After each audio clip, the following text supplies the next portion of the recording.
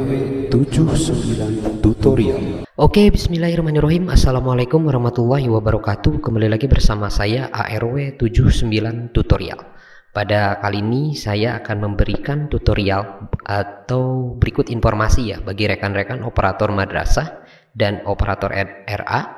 Jadi di PDUM itu rekan-rekan sudah bisa melakukan proses mengatur mapel dan kemudian menginputkan nilai ujian madrasah ya.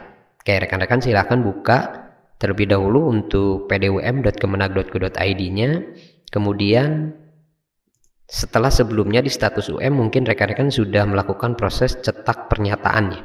Nah, di sini ada keterangan, kita akan mulai dari status UM ya. Menu ini untuk menentukan status siswa setelah pelaksanaan UM. Nah, dan penentuan kelulusan. Jadi status lulus dan tidak lulus nanti ditentukan di aksi ini ya, di kolom aksi ini. Jadi rekan-rekan silahkan, misalnya dari sejumlah siswa yang mengikuti ujian madrasah, berapa siswa yang memang tidak lulus misalnya. Silahkan tinggal diklik saja di sini. Nah, apakah Anda yakin ingin mengubah status siswa ini? Nah, jika iya misalnya karena tidak lulus, silahkan diklik atau dicentang iya tidak lulus ya. Oke. Nah, jika lulus semua, nah, setelah sebelumnya mungkin rekan-rekan ada yang berkendala dalam proses cetak surat pernyataannya. Di sini dapat dijelaskan bahwa maaf, surat pernyataan menunggu juknis distribusi ijazah ya. Jadi kalau sebelumnya ini sudah bisa melakukan proses cetak surat pernyataan dan ternyata di sini ada keterangan surat pernyataan itu menunggu juknis distribusi ijazah terlebih dahulu. Jadi silakan rekan-rekan abaikan terlebih dahulu. Fokus bagi rekan-rekan itu adalah menentukan di menu status ujian madrasah ini adalah menentukan si A lulus atau tidak lulus ya, dengan menggunakan kolom aksi di sini. Oke, setelah berikutnya, setelah ini selesai misalnya sudah fix dari jumlah siswa yang mengikuti ujian madrasah, berapa yang lulus, berapa yang tidak lulus. Kemudian rekan-rekan masuk ke cetak SKL ya. Nah, di sini menu ini digunakan untuk melakukan cetak SKL.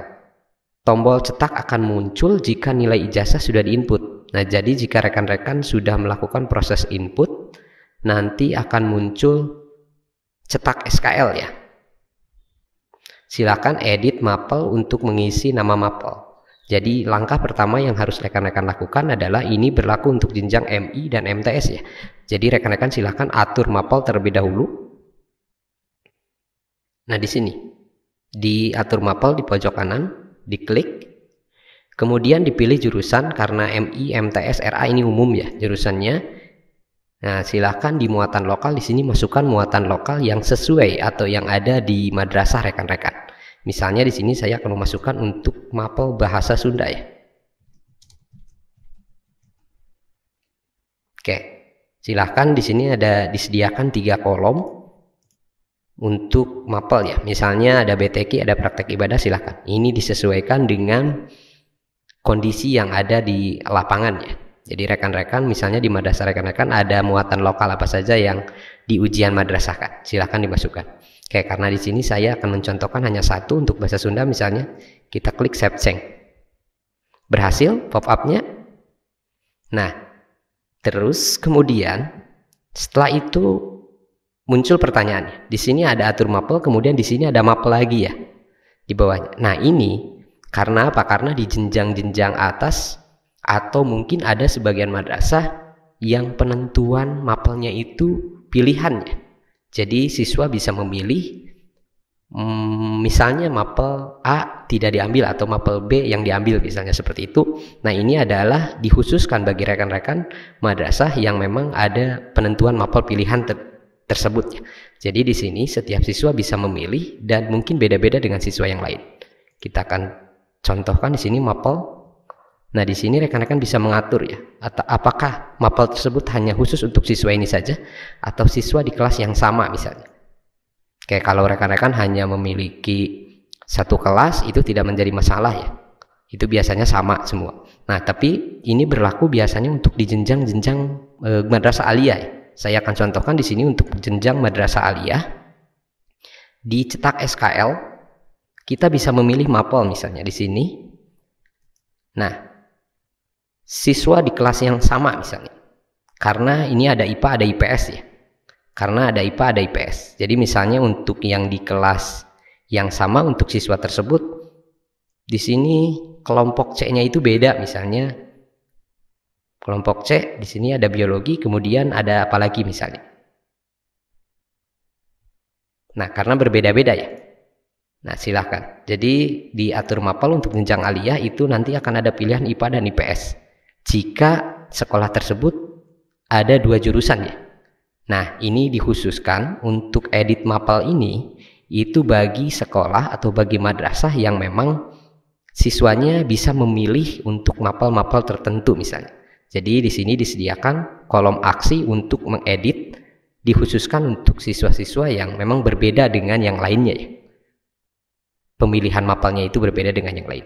Oke, kita akan kembali. Nah, ini jika rekan-rekan sudah melakukan proses atur mapel, langkah berikutnya yang harus dilakukan oleh rekan-rekan itu adalah silahkan inputkan nilai ijazah. Sampai dengan detik ini, sampai dengan saat ini memang kita belum ada di sini ya, belum ada untuk mempermudah menginputkan nilai ijazah. Jadi rekan-rekan harus menginputkannya satu-satu di sini. Silakan misalnya 89, 90 seperti itu ya, satu-satu. Silakan. Nah, ini bahasa Sunda tadi karena kita sudah melakukan proses atur mapel, jadi di sini ada bahasa Sunda. Nah, nilainya itu puluhan dan maksimal, nilai maksimalnya itu adalah 100 ya.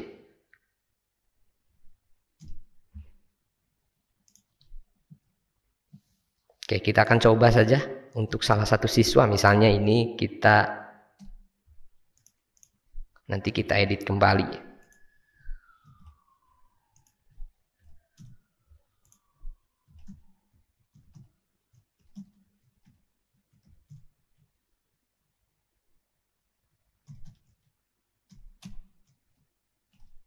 Oke, setelah itu rekan-rekan tinggal klik save change. Data berhasil ya. Data berhasil. Nah, kita sudah melakukan proses input untuk atas nama ICT tadi. Nah, seperti ini. Nah, di sini di keterangan yang berikutnya tombol cetak SKL akan dibuka mulai tanggal 5 Mei jika nilai siswa sudah diinput. Jadi, tahapannya itu adalah silakan rekan-rekan melakukan proses input terlebih dahulu, baru nanti kalau rekan-rekan sudah melakukan proses input nilai ijazah, nilai ujian madrasah, nanti di tanggal 5 Mei ini akan dibuka untuk menu cetak SKL ya. Di sini nanti akan ada menu cetak SKL. Oke, jadi tahapan yang harus dilakukan oleh rekan-rekan pada saat ini adalah silakan lakukan proses input untuk seluruh siswa yang ada di madrasah kita ya. Pastikan tidak ada yang terlewat dan pastikan dilakukan sebelum tanggal 5 Mei karena nanti tanggal 5 Mei SKL ini sudah bisa dibuka bagi madrasah yang sudah melakukan proses input nilai ijazah atau nilai ujian madrasah ini. Nah, oke rekan-rekan, itu mungkin sedikit informasi dan tutorial yang bisa saya berikan di kesempatan kali ini. Kurang lebihnya mohon maaf. Billahi taufik wal hidayah. Wassalamualaikum warahmatullahi wabarakatuh.